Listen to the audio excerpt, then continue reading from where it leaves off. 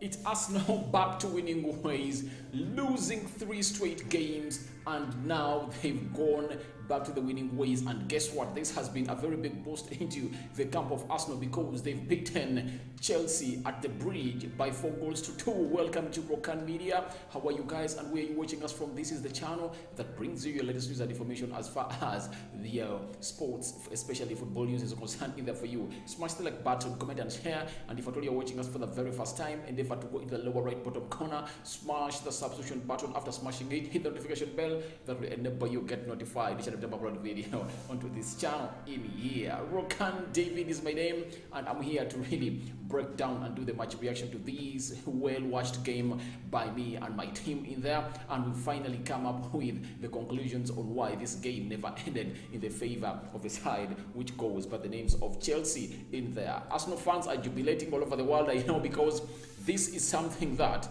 they never thought it would happen. Even me, while doing my match preview, I really came out and said that the best I think Arsenal can get out of this game is a draw, because I really felt like Arsenal needed any positive result, either a win or a draw, as they really go into that game between Manchester United over the weekend. And guess what? Arsenal have really punched above their weight. They've beaten Chelsea by 4 goals to 2, and Arsenal never gave Chelsea a chance to go ahead of them. All of the times, oh no, Arsenal was ahead first. Chelsea equalized through Timo Werner. Then Chelsea went ahead of Arsenal through a man who goes by the names of Nketiah, and then Arsenal's Rowe did a very good goal in there, and then Nketiah put Arsenal ahead, plus another goal coming in from man who goes by the names of Bukayo Saka, which was a penalty, who, because he was pulled by Nketiah, the captain of Chelsea in there. Congratulations to Arsenal fans all over the world. This is a spirited win, a spirited fight, and these players have gone ahead to show to it that they do it for the manager. Chelsea surrendering the lead to a side which goes by names of Arsenal in there. Arsenal led twice and Chelsea came on twice to level, but Arsenal had a very big chance and they really utilized all those chances that they created in there. And secondly, Arsenal have not been clinical as they were before they really went into this bad run. But this time around, Arsenal was so much clinical. Talk about being clinical, that who are Arsenal players onto the pitch, because all the chances, by the way, when you look at the goal of Rowe, that is a second chance. It's not an obvious chance that you can reel at that ball at the back of the net. He's being played in very well, and he really curls that ball into the lower bottom corner. You get? Then the first one of Nketiah in there, it's a goal that Arsenal has always been missing, because in the game of Southampton, Arsenal got a chance like that into the 18-yard box area, and Bukayo Saka was the only person facing the goal. He hit the ball, and where the goalkeeper came in and really bumped fell into that ball, no one knows. And that's what Arsenal is all about in there. But this time round, why Arsenal really had this result was they really finished all their chances they created. They were too clinical to an extent that they never created very many chances in there. Let me give you a statistics of the shots they had on target. Arsenal had 4 shots on target, and all those 4 shots on target were goals. That's what I'm telling you about. That Arsenal, in the games they've been playing and losing, they've not always come in with that clinical touch. This time round, it was Arsenal with that clinical touch in there for you, and they really did the needful to come on and really utilize all those chances that were created. When you look at Chelsea, they also had 2 shots on target, and all of those went to the back of the net, shows you how clinical these two teams were. But the goalkeeper of Arsenal really did some full saves in there for you, and the defense of Ben White and Gabriel Magalhaes did a very good service to Arsenal in there for you. And I was watching the game of football in here, and someone was comparing Ben White to Maguire, and he's an Arsenal fan. I said, do you watch your team very well? I really believe that in the Manchester United squad, I rather put Ben White instead of Harry Maguire, because Ben White, at least for him, he's physical, he's fast, According to me, Ben White is first not a slow defender, and he is really great when he's going forward with the ball. He does not really fidget, even though there are very many people around him, and that enables the Arsenal defense to really play that ball from behind. You see very many times when Aaron Ramsdale starts that ball to Gabriel Magalhaes, either Ben White, because he knows these people are so much confident when it comes to doing the possession game, and they won't fidget any time in there for you. So that is Arsenal in there for you, going up and winning in there for you. When you look at Nketiah, he's one of those people that I really believe in, and I've always told people that my problem with Nketiah, it's not that he's not a good player. He's a good player, but he lacks much confidence. This is something I've hit on along again, and people might call me repeating myself, but I'm not repeating myself, but I'm talking about something that makes a good player fit and really live to our expectations. Nketiah is one of those strikers at Arsenal, and it's not mistakenly that very many strikers have come in at Arsenal and left, and Nketiah stayed. All those managers that have seen Nketiah, they've seen him knowing that he can really come on and score those goals. Remember when he was loaned to, was it West Ham or Aston Villa, one of those two teams, he went ahead to score some good number of goals in there. So Nketiah is lacking the experience, he's lacking the match fitness, and you see, he has been playing, I think for the previous 3 games, he has been starting and he has not been scoring, but this game, because of the confidence he has attained in the previous 2 games, that of Brighton and that of Southampton, he has now come up and scored those goals. Look at the confidence when Christensen comes out and loses possession, and he really runs after that ball, and he puts it past the goalkeeper of Chelsea, who goes by names of Eduardo Mendy. The second one, he capitalizes on the mistake of the defenders of a side which goes by names of Chelsea in there. That is Nketiah for you. And I will believe that there is a talent in Nketiah, but worryfully enough for us now is they aren't going to have him next season. I don't believe that they're going to really convince him to stay, because he has only been put to use after Alexandre Lacazette has gotten an injury or COVID, and he was the only option they had. That means that if at all they had another option of a centre forward, Nketiah wouldn't have gotten in some big playing time in there. And Nketiah has used these moments to sell himself, and this is what they call choosing the best moment for yourself, and Nketiah has gone all in for this. He has chosen the best moment for himself, and scoring a brace against Chelsea is going really to put his bargaining value way up there, because everyone will like to have a striker like Nketiah right now, even if he doesn't start again in there, because they are playing against Arsenal and Alexandre Lacazette is back, and we know that he might start in there in the starting lineup when Arsenal is playing against Manchester United. But Nketiah has made himself known to the world that, all right, I can score goals when I get the chances. You get? And ask yourself, is Arsenal a chance-creating side? No, because their midfield doesn't create enough, but it has a group of players who come up and score different goals, because you'll find out that a player like Bukayo Saka has gone ahead to score, is it his 13th goal of the season? Bukayo Saka has gone ahead to score his 13th goal of the season. You get? The same applies to Emile Smith Rowe, has also scored his 13th goal of the season today. You get Nketiah coming on the score sheet. The other time it will be Odegaard. The other time it will be Thomas Partey. The other time it will be Gabriel. The other time it will be Nuno Tavares. You get? So Arsenal has loads of positions that gets it goals, but they aren't that creating side that will come up and talk about in this game of football as they play, because they aren't convincing.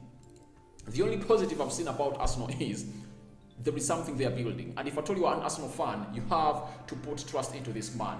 He is building something that most of you have not yet got to know. But with the rivals, we know that if Arteta is given some 2-3 years, Arsenal is going to be a title contending side, because he is facing all this. One reason, his squad is not big. You get?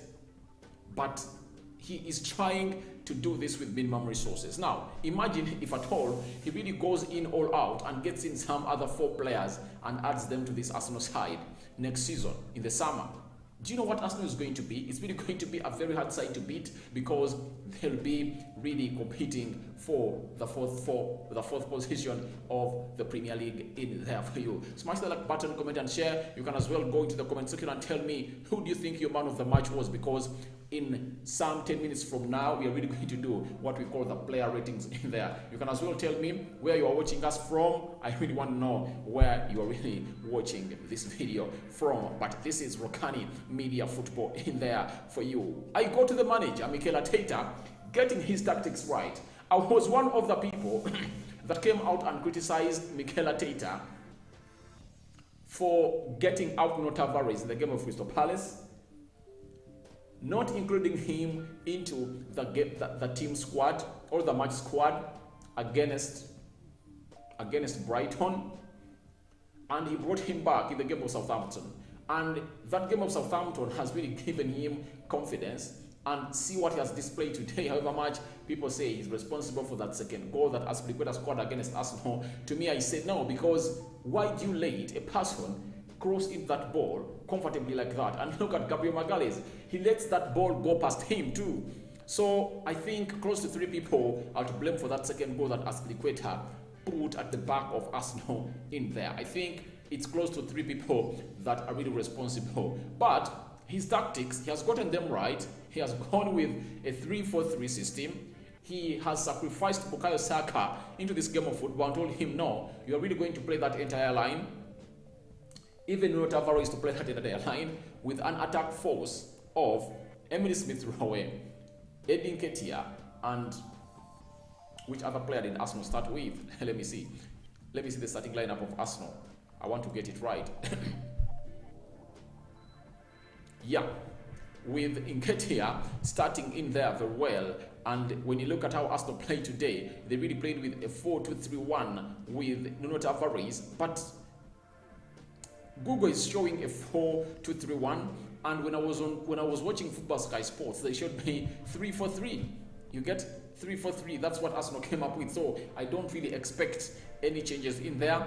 But Smith-Rowe, Odegaard, and Bukayo Saka really played very, very well today, with El Nini and Granit Xhaka playing into the double midfield pivot in there for you. Lokonga going direct to the bench in there because the manager thought that this was a game beyond his understanding in there for you. But all that done, the manager gets his tactics right today and he has really gotten a very big boost against a side which goes by the names of Chelsea, beat them hands down, of which Arsenal deserve to win because they utilize all their chances, and there is no way you're going to tell me that Chelsea deserved to win when they only created 2 chances, when they only had two shots on target.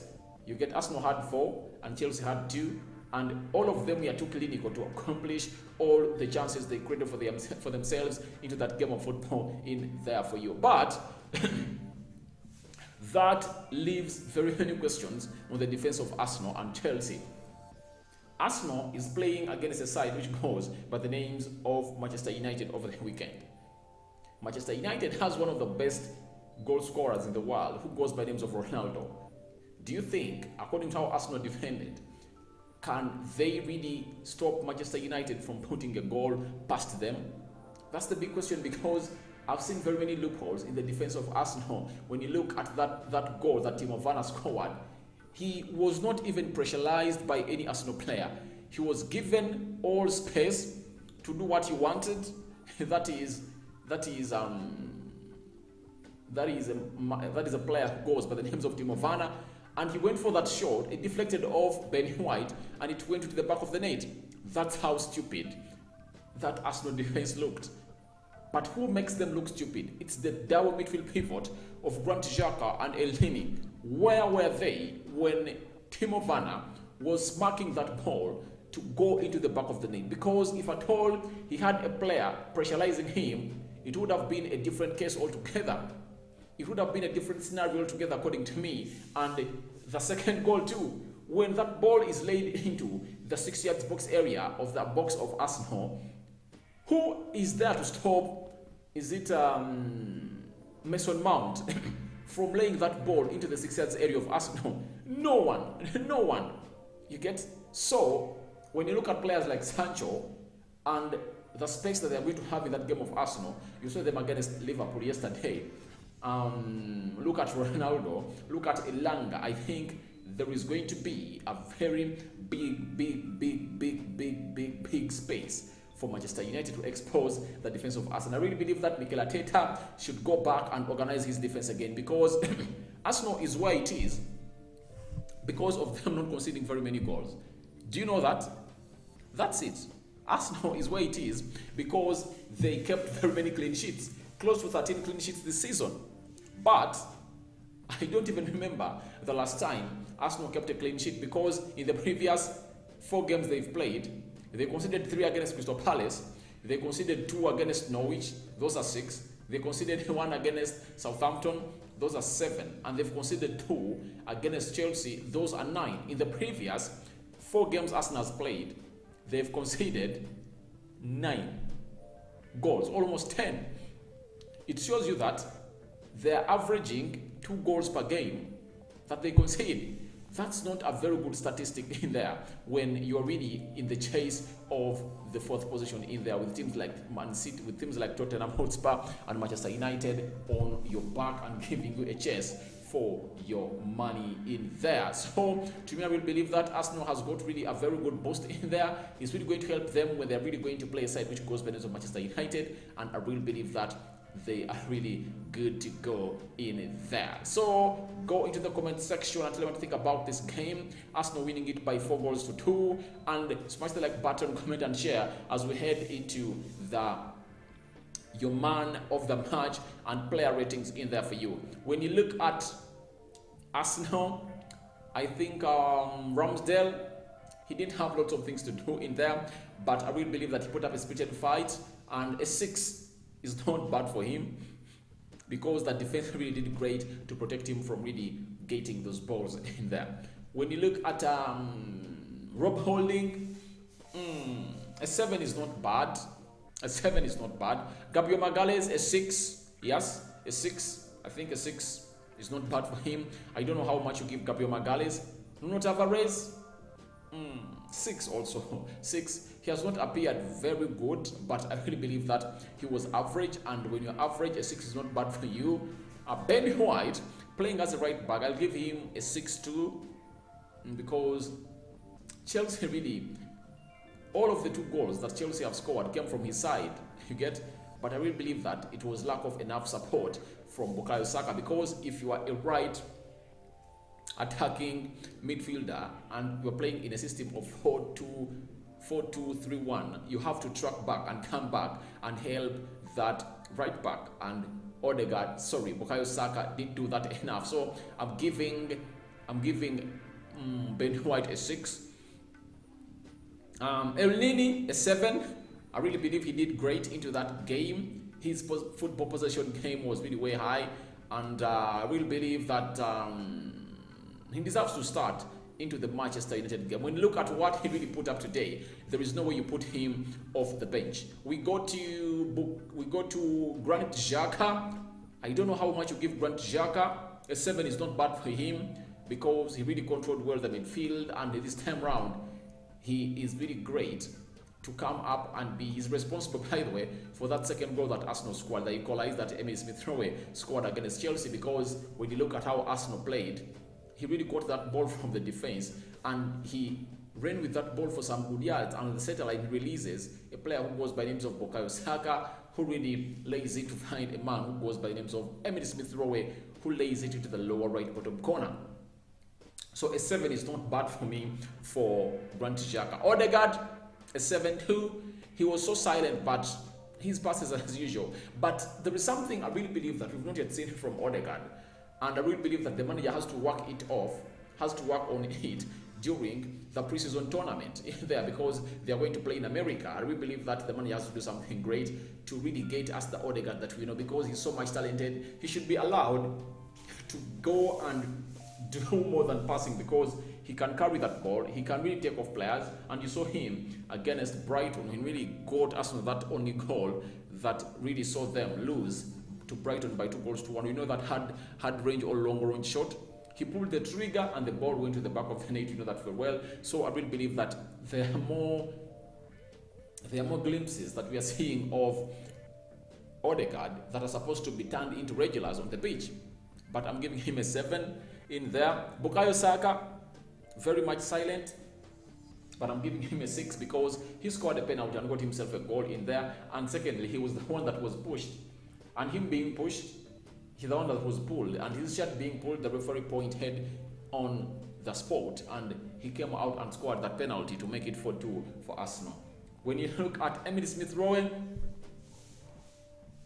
an 8 is not bad for him. He's one of those players that really put up a very good performance against this side which goes by the names of Chelsea, and he's very much talented, guys. He's not these usual English players. However, make some people come out and say he is too direct. I say no to that. He's direct with a purpose. I really believe Rashford is direct but purposeless. But this is a boy who is direct with a purpose in there, and I give him an 8. Nketiah, 9 out of 10. Scoring 2 goals in there, and they were too important. The first goal gave Arsenal the lead, and the second goal gave Arsenal a level to Chelsea, and they leveled. And you know how important those 2 goals are important in the game of football. Getting the first goal is the most important goal of every team, and getting an equalizer when your team is behind is one of the most important goals in the game of football. So Nketiah scored 2 important goals that really brought Arsenal back to the picture of getting these 3 points in there for you. And Nketiah, I'm giving him a 9 out of 10. People that came on, there is Martinelli. A 6 is not bad for him. He really put up a show and he laid in a ball, but they defended very well, but he really put up a lot of pressure to a man who goes by the names of Thiago Silva. When you look at Cedric Soares, yeah, I'm going really to give him a 6 because he really put up 2 balls that could have really resulted into goals in there and really played very well when he came on to play on that line. The other player, who else came on? Cedric Soares. I think those are the only 2 players that Arsenal brought onto the field of play, because I remember Emile Smith-Rowe, not that much in there, but that means that my man of the match is Nketiah. He has gotten himself a 9 out of 10. He is my man of the match. He is my man of the match. That is Nketiah. I don't know who your man of the match is for this game of Arsenal versus Chelsea. Go into the comment section and tell me what you think who your man of the match is in there. Manager Mikel Arteta, obviously an 8 out of 10. He got his tactics right, and this time round, the players listened to him and really played very, very well. I go by the names of Rokani David. Smash the like button, comment and share. That is my take for Arsenal versus Chelsea. Arsenal winning by 4-2. Feel free to go into the comment section and tell me what you think about Arsenal winning this one in there, and they are now level on points with Spurs, though Arsenal has really a very low goal difference because they are having 9 and Spurs are having close to 18. That's the goal difference they're having. I'll sign out for now. See you later.